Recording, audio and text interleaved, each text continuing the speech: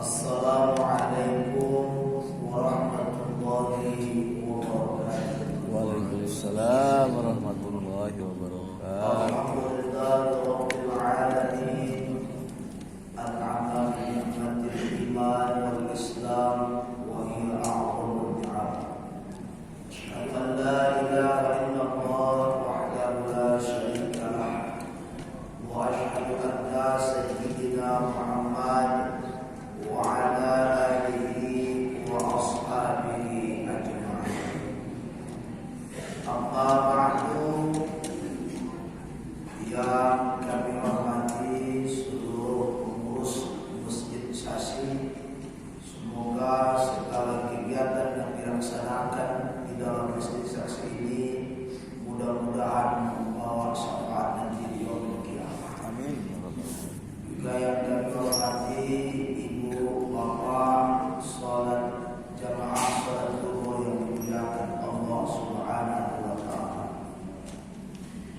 Mari kita senantiasa tetap bersyukur kepada Allah Subhanahu wa taala bagaimanapun sebagai hamba yang dhaif, sebagai hamba yang tak berdaya, yang senantiasa mengharapkan pertolongan Allah. Mari kita berbanyak kepada Nabi kita, Rasul kita Muhammad Rasulullah sallallahu alaihi wasallam. Allahumma sholli wa sallim wa barik Allahumma alaihi. sholli wa sallim wa barik alaihi. Mudah-mudahan dengan seringnya kita bersolawat, kita berharap kepada Allah, dengan syafaat Rasulullah kita masuk nanti ke neraka jannah. Amin ya rabbal alamin. Jamaah salat zuhur yang dimuliakan Allah Subhanahu wa taala. Adapun yang akan kita sampaikan pada pertemuan Ramadan yang ke-7 ini mengenai tentang ada 4 syarat masuk ke dalam surga. Dalam satu buku bernama 160 Mutiara Dakwah yang ditulis Dr. Haji Ahmad Yani. Kenapa harus pakai syarat? Karena kita memang tidak bisa lepas dari syarat. Kalau syarat tak terpenuhi, maka tidak bisa masuk. Hendak masuk ke sekolah saja pun harus ada syarat. Hendak masuk ke tempat perguruan tinggi juga ada syarat. Apalagi masuk ke dalam tempat yang sangat istimewa, ke tempat yang sangat yang tak pernah dipandang oleh mata, yang tidak pernah dirasa oleh lidah, yang tidak pernah dirasa oleh kulit, otomatis itu juga menjadi syarat. Kita semua di sini, apapun yang kita lakukan, apapun yang kita perbuat, mengharapkan ridha Allah dan mendapatkan balasan al-jannah. Yang pertama di buku itu disebutkan adalah syarat yang pertama ada namanya kalimat iman dan amal soleh. Walladzina amanu wa 'amilus shalihati ulaika ashabul jannah hum fiha khalidun. Orang-orang yang beriman dan beramal soleh, mereka adalah ashab, sahabat surga, penghuni surga, dan mereka di dalamnya khalid, kekal di dalamnya. Ini menunjukkan bahwa ayat ini, bahwa kalau ingin masuk surga, poin yang pertama harus dengan iman. Makanya panggilan perintah puasa ini juga pakai kalimat iman. Kalau ada seseorang beribadah, beramal, tapi tidak mempunyai dasar keimanan, semua amal yang ia lakukan tidak bermanfaat nanti di yaumil qiyamah. Apa yang harus kita imankan? Ada namanya dalam tubuh kita ini ada akal, ada namanya qalbun, ada namanya fisik. Ini kan tasawuf sedikit saja, walaupun aku tidak ahli. Aku ini maklumat dalam belakang. Ada namanya akal. Kita pahami ini. Sekarang akal kita sudahkah akal itu tunduk kepada Allah? Sudahkah akal itu mengakui bahwa dia diciptakan oleh Allah Subhanahu wa taala? Kenapa begitu?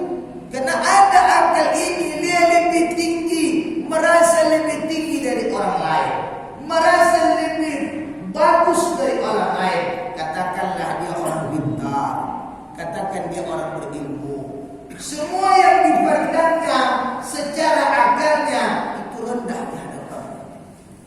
Ada dalam satu buku Nasibul Iman, katanya dalam buku itu kullu maksiatin an syahwatin fa inna yurja kufran. Siapa yang bermaksiat dengan syahwat, dengan nafsu, ada harapan diampuni oleh Allah. Kullu maksiatin an kibrin fa inna la yarji kufran. Siapa yang bermaksiat tapi dilandasi dengan sombongnya, tidak ada ampunan bagi dia di hadapan Allah Subhanahu wa taala. Ini kalimat ini terucap nasihat Imam Nawawi ketika Iblis balik ke kaji-kaji dulu. Ini kaji ini kalau tak diulang-ulang gawat, ibarat kaca ni. Kaca ni kalau tak dilap-lap tak akan licin. Ilmu pun begitu, kalau tak diulang-ulang hilang. Lihat Iblis laknatullah. Persoalan dia sebelum Nabi Adam diciptakan dia beriman kepada Allah. Sebelum Nabi Adam diciptakan dia sujud kepada Allah. Sebelum Nabi Adam diciptakan dia lebih tinggi waraknya daripada malaikat. Tapi persoalannya gara-gara satu dosa, gara-gara satu persoalan disingkirkan Allah dari. Berapa lama dia di surga? Berapa lama dia menutup dalam Allah? Tapi satu kesalahannya, yang kesalahan itu tidak bisa diampuni oleh Allah. Kenapa? Aku yang berkuasa, aku yang menciptakan engkau, aku yang mengatur segala yang ada di alam jagat raya ini. Tapi setitik pun aku tidak pernah menyombongkan apa yang kuciptakan. Kau kuciptakan, kau atur. Kau pula yang sombong di tempat ini keluar. Jadi akal kita kalau ingin betul beriman tunduk kepada Allah Subhanahu wa taala. Ini kita tidak. Akal kita ini merasa lebih tinggi. Kenapa lebih tinggi? Ini tadi. Itu yang pertama. Yang kedua apa lagi? Qalbun, hati. Itu diimankan dulu. Ya. Kata Quran, innamal mu'minuna idza dzukirallah, innamal mu'minuna alladziina idza dzukirallah wajilat qulubuhum. Apabila orang yang beriman itu disebutkan, terdengar kalimat ayat-ayat Allah, terucap dari mulut manusia kalimat-kalimat ayat Quran, hatinya bergetar. Semakin takut berbuat dosa, semakin jauh berbuat dosa.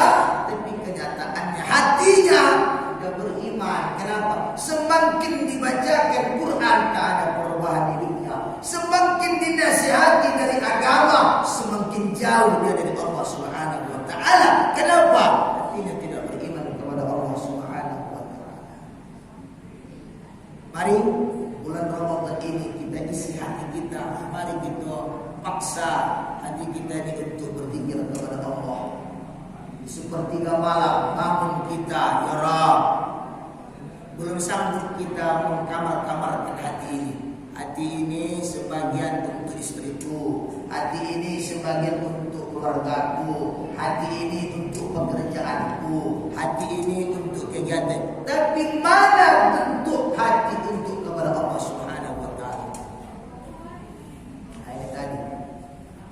Maka syaratnya iman.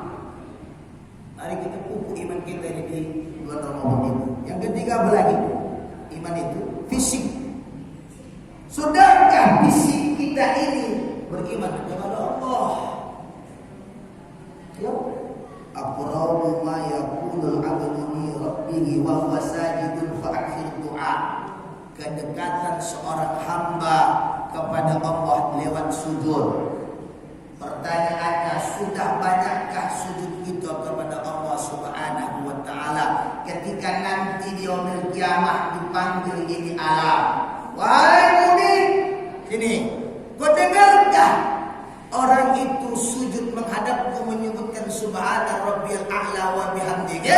Ku dengar ya Allah.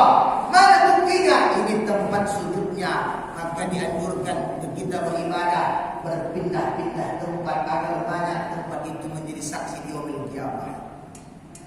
Ini tadi nyata tubuh kita ini pun malas.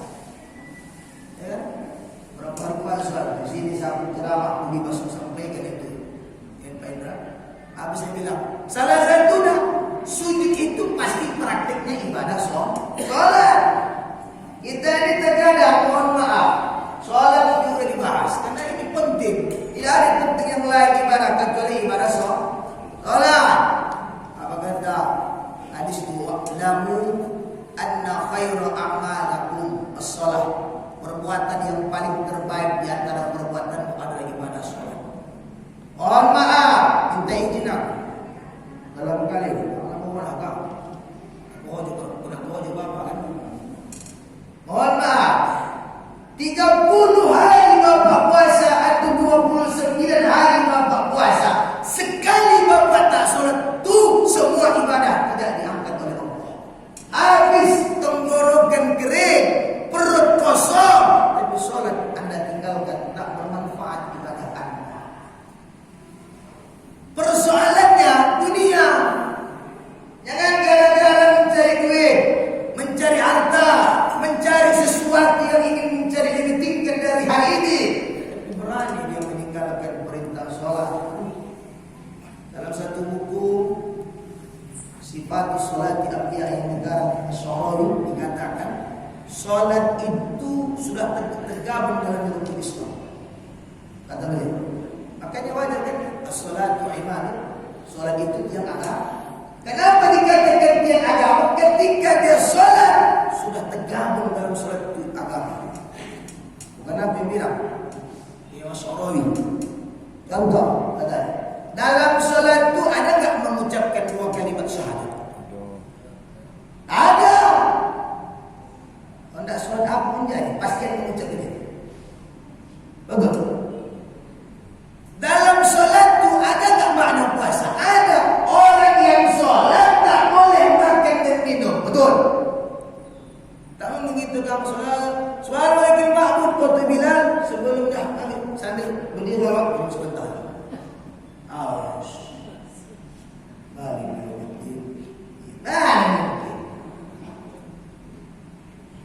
Memang dia konteksnya tak makna apanya. Artinya puasa, tapi makna puasa itu juga ada dalam sholat.